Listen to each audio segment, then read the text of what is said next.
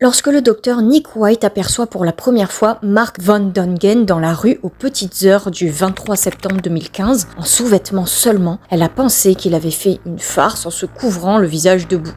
Un prank quoi. La vérité était bien plus sinistre et abominable. L'homme criait et implorait.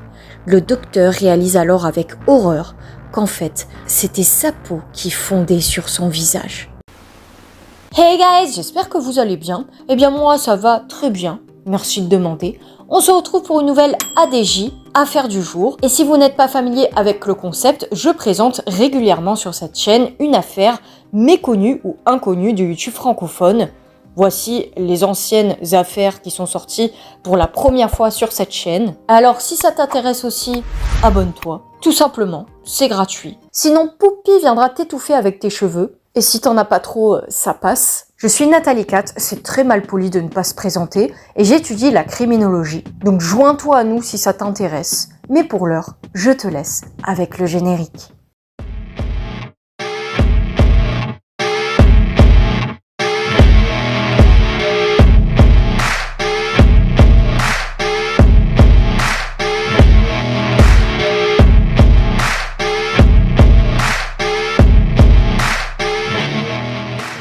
Mark est un jeune homme de 28 ans, plutôt charmant, il faut le dire, et il vient des Pays-Bas, d'où son nom Van Dongen, à consonance hollandaise. Il emménage au Royaume-Uni, est ingénieur et a une belle vie selon toute apparence.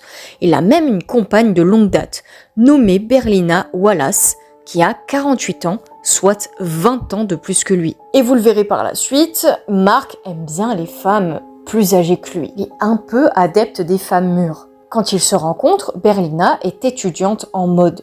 La relation va durer 5 ans, mais les tourtereaux vont se séparer en août 2015. Mais leur relation n'était pas toute rose, car un ami de Mark témoigne qu'il avait très souvent des égratignures sur le corps. Et ce qui avait déclenché la rupture, et ce n'est pas un événement minime, un jour, alors qu'il dormait, Berlina décide, comme ça, sortie de nulle part, de jeter de l'eau bouillante sur Mark. Ce qui a annoncé, à mon sens, tristement la suite. Et on peut dire qu'il a eu raison de la quitter après d'énièmes breaks et réconciliation. Il fait la rencontre d'une autre femme plus âgée que lui, encore une fois, Violette Farquharson, 46 ans. Et vous vous doutez bien que Berlina, qui avait l'air d'être une personne assez violente, ne va pas voir d'un bon œil la relation. Car on peut dire que suite à la rupture, Mark n'avait pas du tout perdu son temps. Dans les semaines précédant l'attaque à l'acide, l'ingénieur avait dénoncé Wallace, aujourd'hui âgée de 48 ans, à la police pour harcèlement et chantage, affirmant qu'elle avait passé 14 appels téléphoniques silencieux à mademoiselle Farquharson et qu'elle avait continué à menacer de se suicider. Vous voyez un peu le genre de personne quoi. Mais Berlina commence ensuite à faire d'inquiétantes recherches sur internet. Sur internet, Berlina Wallace fait des recherches pour les moins atypiques. Plutôt alarmantes d'ailleurs, car elle tape sur Google. Bon, je sais pas si c'était Google ou Ecosia, mais bon. Elle cherche 82 cas, pas moins, d'attaques à l'acide et leurs conséquences sur les victimes, y compris des images d'examen post-mortem. Imaginez-vous un petit peu le type de recherche. Cela n'annonçait rien de bon pour la suite. La femme finit par acheter de l'acide sulfurique sur Amazon. Oui, c'est aussi simple que ça. J'ai moi-même fait des recherches, bon, n'ayez crainte, juste dans le but des recherches pour cette vidéo, et j'ai vu que c'était très facile de s'en procurer. Super rassurant. Il se trouve qu'en fait, Berlina a commencé à faire toutes ses recherches perturbantes sur internet à la suite de sa rupture avec Mark, quand le jeune homme lui avait dit qu'il n'en pouvait plus. Il s'agissait donc d'une vengeance de sa part. Parallèlement, comme dit en amont, Mark signale à la police l'attitude intimidante de Berlina à l'égard de sa nouvelle compagne et le fait qu'elle menace de se tuer. La police avertit donc Berlina d'arrêter et Mark, de son côté, prévient son père qu'il était terrorisé. Il lui raconte absolument tout. L'épisode de l'eau bouillante, les égratignures, les griffures infligées pendant des crises de jalousie, et on peut aisément imaginer que le père lui a conseillé de se tenir loin d'elle. Mais malgré tout, le 22 septembre, Mark va dans la gueule du loup. Il va visiter Berlina Wallace. Il avait pourtant déclaré à ses collègues que Wallace était violent à son égard et qu'il était terrorisé. Et ses collègues disent qu'il semblait vraiment effrayé. Le couple a semblé raviver leur romance, échangeant des messages affectueux promettant d'essayer de faire fonctionner à nouveau la relation le 22 septembre, la veille de l'attaque. Mark lui a envoyé un message disant « Je t'aime, je t'ai toujours aimé. Je suis vraiment désolé pour ce que j'ai fait. Nous devons travailler sur notre relation. Toi et moi sommes censés être ensemble, je l'ai toujours su. Je te traiterai comme tu le mérites. Tu es ma princesse. » Et Wallace avait répondu « Cela signifie beaucoup d'entendre ces mots. Tu es l'amour de ma vie. Dieu ne commet pas d'erreur en cela. Je t'aime de tout mon cœur. » Le couple avait prévu de préparer le dîner ensemble lorsque Mark retournerait du travail, mais ce soir-là, il est sorti voir sa nouvelle petite amie Violette, a appris le tribunal par la suite. Les deux se sont disputés. Lorsqu'il est revenu à l'appartement de Wallace à Bristol à 22h, elle lui a dit qu'elle resterait dans un hôtel cette nuit-là, ce fameux 22 septembre. Le but de Mark n'était pas de se remettre avec Berlina selon certains articles, il n'est pas maso non plus, mais de discuter avec la femme pour mettre les choses au clair et lui dire à nouveau que tout était fini. Alors j'ai vu les deux versions, j'ai vu comme quoi ils allaient se remettre ensemble et d'autres versions où en fait il allait lui expliquer que bon stop, maintenant tu arrêtes les conneries et tu nous laisses tranquille avec ma nouvelle petite amie. Mais pour moi c'était une grossière erreur, comme on le verra par la suite. Alors je comprends pas très bien, mais pour faire en sorte de calmer les ardeurs de Berlina, il décide de passer la nuit avec elle, dans son appart de Westbury Park à Bristol. Oui, même s'ils étaient séparés, il dort dans son propre lit. Grosse erreur. Pendant la nuit, vers 3h du matin, Berlina se lève et se rend dans la cuisine avec une idée ferme. Elle verse de l'acide dans une tasse. L'acide qu'elle venait d'acheter sur Amazon. Elle revient alors dans la chambre et lance cette phrase terrible à Mark. « Si je ne peux pas t'avoir, personne ne le pourra. » Et elle lui jette une grande quantité d'acide au visage.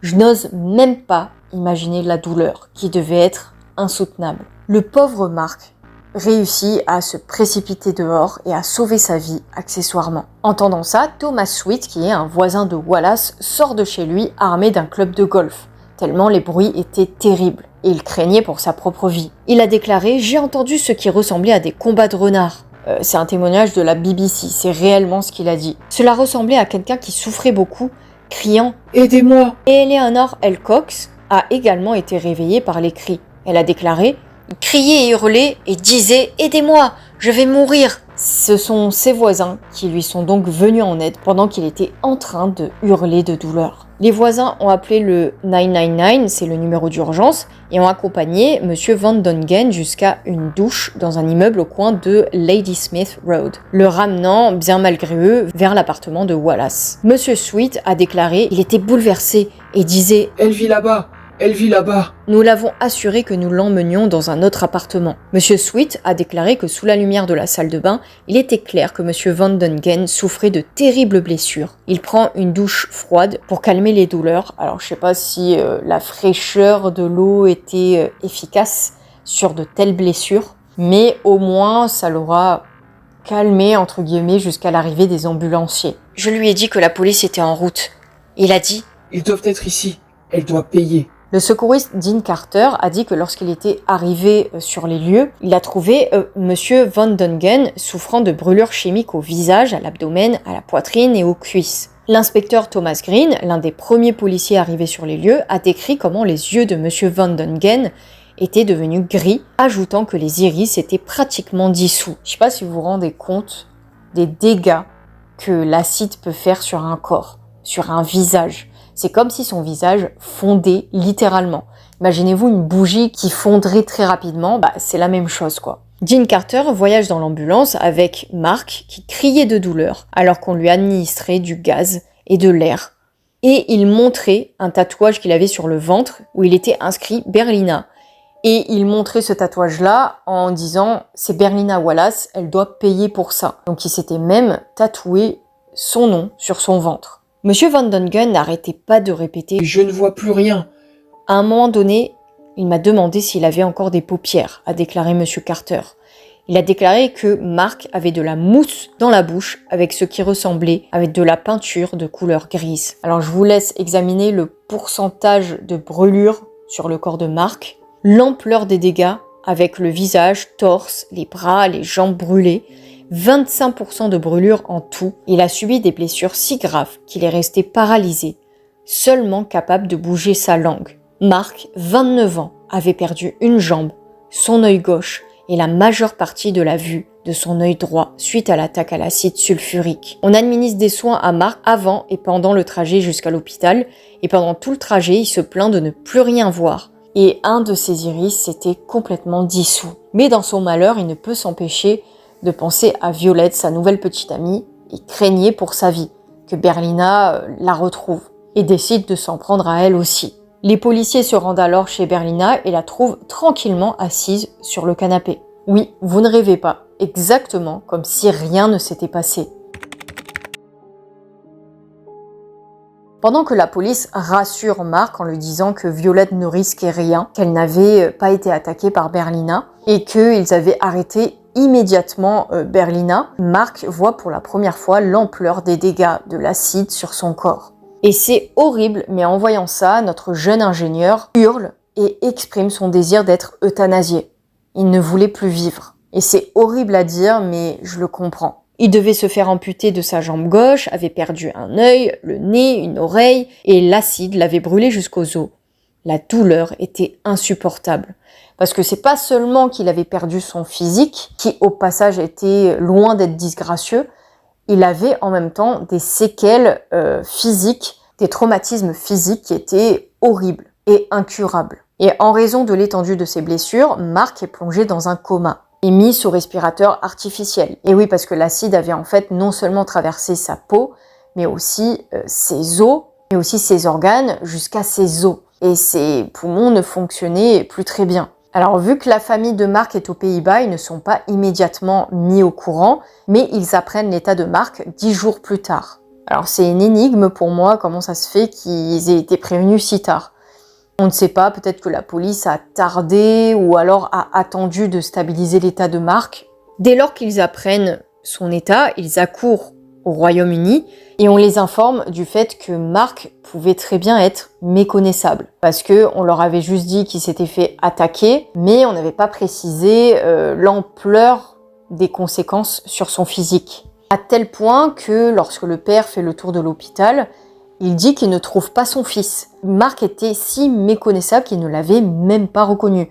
Imaginez-vous la scène, un père qui ne reconnaît même pas son fils. On parle d'un père qui se trouve face à un inconnu, tant son apparence avait changé. En sortant du coma, le pauvre jeune homme est complètement paralysé. Excepté sa langue, qu'il pouvait bouger, c'est la seule chose qui pouvait bouger. Et pour communiquer, c'est extrêmement triste, il pointait avec sa langue un tableau alphabétique. Bon, heureusement, avec la rééducation, il a pu apprendre à s'exprimer de nouveau. Mais malheureusement, dans le même temps, tout son corps reste paralysé, du cou jusqu'aux pieds. Il ne peut donc pas bouger. Devenu dépressif, on peut le comprendre, car sa santé mentale en a pris un coup, ses blessures sont si graves qu'il n'y a même pas de photo. Alors en général, ça m'est déjà arrivé de traiter d'une affaire similaire. D'ailleurs, allez voir la vidéo si cela n'est pas déjà fait. Une survivante d'attaque à l'acide. Donc c'est l'affaire Nafia Ikram. Elle a survécu, heureusement, mais bon, les séquelles sont là, les séquelles sont présentes et on le voit sur les photos. Pour ce qui est de Mark, il n'y a aucune photo, aucune vidéo qui le montre après l'attaque à l'acide, tant son état était déplorable et les policiers n'ont pas voulu le montrer. Dans cette situation, il avait même besoin qu'on s'occupe de lui à vie. Le 22 septembre 2016, on le place dans une maison de retraite et après une nuit, il supplie son père de venir le chercher à Gloucester et bien qu'il était à 800 miles d'ici, il s'exécute pour récupérer son fils, qui était dans un état déplorable, couvert de ses propres excréments. Son père lui promet qu'il le sortirait de cette situation. Alors je trouve cet épisode extrêmement triste parce que c'est comme si on s'était débarrassé entre guillemets de Mark dans une maison de retraite, lui qui avait seulement 28 ans, il avait besoin, lui qui était si indépendant, qu'on s'occupe de lui H24. Et j'ose même pas imaginer la solitude et la souffrance dans laquelle il était. Malheureusement, peu de temps après, Mark développe une infection pulmonaire, donc un tuyau a dû être enfoncé dans sa gorge, l'empêchant à nouveau de parler. Mark n'a alors plus aucune raison de vivre. Il peut même plus communiquer avec ses proches, ni avec son père dont il est vraiment proche. Il est méconnaissable, il ne peut plus vivre de façon indépendante, il souffre énormément de traumatismes physiques et psychologiques. Donc pour lui, il ne lui reste plus qu'un seul recours, la mort. Il fait donc une demande d'euthanasie qui est accordée en Belgique le 2 janvier 2017. Oui, je sais, c'est très triste, mais sincèrement, je ne peux que comprendre dans quel désarroi le jeune homme se trouvait. Il passe sa dernière journée avec son père, avec lequel il était très complice, et il est déclaré mort à 19h15, 15 mois après l'attaque à l'acide, à l'âge de seulement 29 ans. Et dans tout cela, que devient Berlina ? Alors que va dire Berlina pour se défendre ? Parce que pour moi, elle n'a rien à dire. Elle n'a absolument aucune défense à avancer. Elle prétend avoir été agressée par Mark et qu'elle s'était défendue avec de l'acide. Oui, bien sûr, t'es attaqué comme ça, dans la rue ou chez toi, hop, premier réflexe, je prends un flacon d'acide et je le balance au visage. Non. Non, à la rigueur, tu lances un coussin, tu lances une chaise, mais pas de l'acide, quoi. Enfin, un coussin, c'est pas très efficace, quoi. Mais oui, c'était pas du tout prémédité, c'est pas comme si elle avait prévu d'acheter un flacon d'acide sur Amazon la veille. À cela, parce qu'elle va quand même répondre et surenchérir, elle répond que c'était Mark lui-même qui avait versé l'acide dans ce verre. Et qu'elle, en fait, elle croyait que c'était de l'eau. Ok. Qu'il avait versé donc cet acide dans le verre, l'encourageant à le boire avec ses comprimés. Et que du coup, dans sa tête, elle n'avait pas réalisé que c'était de l'acide. Les avocats de Berlina disent qu'elle réalisait pas que c'était de l'acide, elle pensait juste que c'était de l'eau, alors qu'elle s'est quand même levée à 3h du matin pour aller prendre cet acide. Enfin, c'est pas comme ça au beau milieu d'une dispute, c'était un truc prémédité. Elle l'avait recherché sur internet. On apprend quelque chose au tribunal, mais Berlina et Mark étaient séropositifs depuis 5 ans. Bon, je ne sais pas si c'est important pour notre affaire, mais en tout cas, peut-être que ça explique pourquoi peut-être Mark était venu la voir alors qu'ils étaient clairement en conflit et en conflit violent, pas des moindres, et qu'ils étaient peut-être liés par ce problème en commun. Richard Smith, qui est l'avocat de la défense, déclare que Wallace a affirmé que c'était Mark qui avait mis l'acide dans le verre et l'avait exhorté à le boire. La défense dit aussi que ce n'était pas un homicide, car objectivement, Mark était mort d'euthanasie, non pas de Wallace. Mais je trouve que c'est un petit peu de mauvaise foi de dire ça, parce que il n'aurait jamais demandé d'euthanasie s'il n'avait pas eu d'acide en pleine gueule. Enfin, désolé des termes, mais ça m'énerve, ce genre de mauvaise foi. Je sais que tu défends ton client, enfin ta cliente en l'occurrence, mais enfin, il n'y a pas à être d'aussi mauvaise foi, quoi. Donc, ce sont les arguments fallacieux, à mon sens, de la défense pour contrer l'accusation de meurtre. Selon la défense, Mark était violent et contrôlant à l'égard de Berlina et le verre était dans sa tête un verre d'eau. Et c'était vraiment un verre d'eau dans la tête de Berlina, même si en amont, elle avait fait des recherches sur Internet. En fait, pour elle, l'acide sulfurique, c'était juste pour nettoyer les canalisations. On diffuse des vidéos de témoignages d'outre-tombe de Mark, qui est malheureusement décédé à ce moment-là du procès, et ce sont des vidéos d'interrogatoire avec la police. Le film montre Mark décrivant l'attaque et disant que cela s'est produit parce qu'elle était jalouse qu'il l'ait quitté. Dans le film, Mark est vu allongé dans un lit d'hôpital, le visage et la poitrine gravement brûlés et défigurés. Il est interrogé par l'agent détective Sue Pesticcio, qui fait partie de l'équipe des crimes majeurs à Bristol le 6 juillet 2016. S'exprimant lors d'une interview de 26 minutes, Mark confirme sa date de naissance et son adresse, car il était si méconnaissable que pendant l'interview avec le policier, il fallait qu'il le précise pour confirmer son identité, et c'est très triste. Mené en anglais et sans interprète, il a parfois du mal à se faire comprendre, et à plusieurs reprises, Pesticcio lui a demandé de répéter ce qu'il avait dit. Il précise que Berlina l'avait appelé en pleurant, parce qu'elle voulait avoir de l'argent pour retourner en Afrique du Sud. Et il dit qu'en fait, en réalité, et là on va savoir sa version, il était venu chez elle parce qu'il avait pitié d'elle. Lorsqu'il raconte l'attaque à l'acide, c'est déchirant. Il se rappelle du moment où Wallace est rentré dans sa chambre, dans la chambre qu'il partageait. Elle l'a réveillé et lui a dit « Si je ne peux pas t'avoir, personne ne le peut ». Elle a ri et elle a juste jeté l'acide. C'était une boîte carrée d'acide contenant environ 1 pouce d'acide. Puis j'ai couru dans la rue, en caleçon.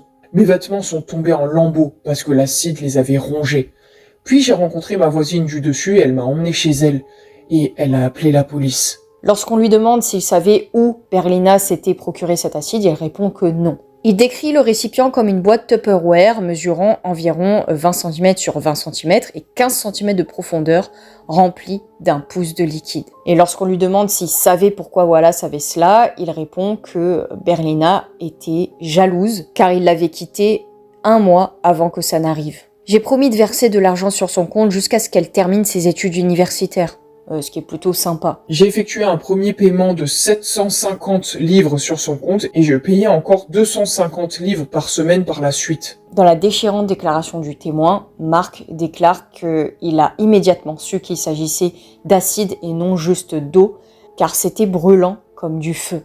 Et il précise encore une fois qu'il n'avait absolument pas d'acide à la maison, c'était pas pour déboucher les chiottes, il n'en avait jamais eu. Et apparemment, elle aurait même utilisé le compte de Mark afin de l'acheter, car elle ne travaillait pas, elle n'avait pas de compte Amazon apparemment. Vous vous rendez compte? Elle a acheté sur son propre compte l'arme du crime, parce que pour moi, c'est un crime. Dans une deuxième interview, Mark raconte au policier comment Wallace l'avait soumis à des violences domestiques. Et en fait, elle le maltraitait et le frappait très souvent au visage. Dans une deuxième interview, Mark a raconté au policier comment Wallace l'avait soumis à des violences domestiques. Et a donné l'impression que lui l'avait frappé au visage. Il l'avait vu se tenant devant un miroir et tentant de se frapper le visage très fort, jusqu'à se donner un œil au beurre noir et dire ensuite à la police qu'il l'a maltraité physiquement. Il dit aussi que Berlina cachait son passeport afin de l'empêcher de rentrer en Hollande. Le couple entretenait de bonnes relations avec l'ex-mari de Wallace, Ray, et Mark a déclaré qu'il pensait que son agresseur avait essayé de faire croire qu'elle était battue. C'est-à-dire que lorsqu'il rendait visite à Ray, elle portait des lunettes de soleil pour faire croire à son ex-mari qu'elle était battue par son mec actuel. Et elle cachait son passeport, donc il ne pouvait même pas réserver de vol pour la Hollande. Donc du coup, revenons en arrière, lorsqu'il est revenu chez Berlina, c'était en même temps pour apaiser les choses, parce qu'il avait pitié d'elle, mais aussi pour récupérer son passeport. Donc on comprend mieux le fait qu'il soit revenu dans la gueule du loup un petit peu. L'affaire est présidée par l'honorable juge May BDE et la prévenue fait face à 2 chefs d'accusation. L'un de meurtre et l'autre d'application de fluide corrosif, donc l'acide. Mais bon, on sait qu'il y avait préméditation, elle savait ce qu'elle faisait, l'acide était corrosif et c'était malveillant, prémédité et ça a été fait de façon insensible. En cela, donc, Berlina a été manipulatrice et dangereuse. La juge, qui n'est pas dupe, lui dit qu'elle avait une intention malveillante de brûler et de défigurer Mark pour qu'il n'attire plus aucune femme. Quand on lit au tribunal l'ampleur des dégâts psychologiques et physiques, Berlina n'a absolument aucune émotion et ne manifeste aucune empathie. Alors asseyez-vous, le verdict, Berlina a été innocentée.